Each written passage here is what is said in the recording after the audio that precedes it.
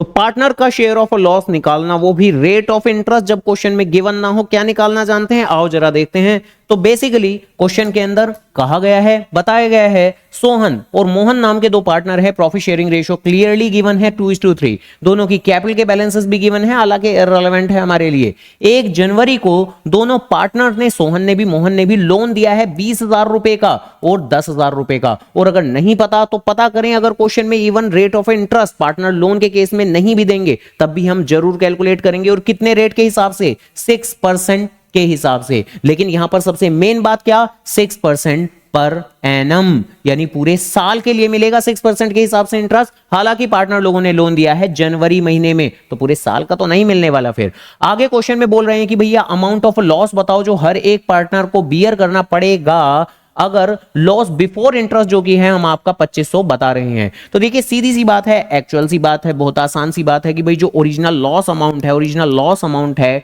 वो बढ़ जाएगी एक्सपेंस की वजह से। भाई जो एक्सपेंस होते हैं, जो इंटरेस्ट ऑन लोन होने वाला है, वो आपकी लॉस के अमाउंट को कम नहीं करेगा बल्कि बढ़ा देगा।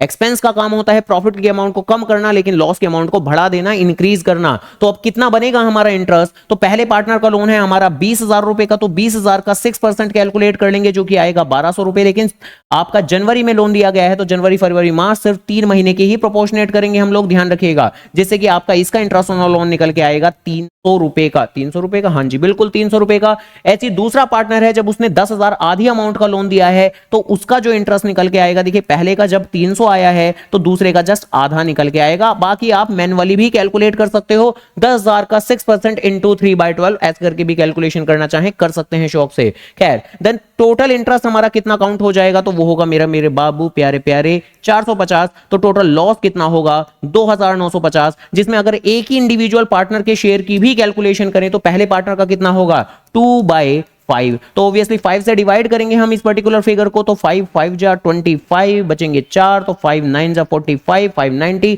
और इसका जस्ट डबल करेंगे तो ये आएगा मेरा कितना?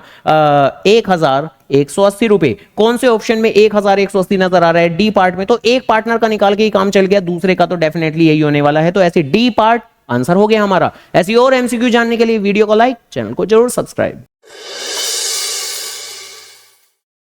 तो करना, करो ना भाई, क्यों नहीं कर रहे?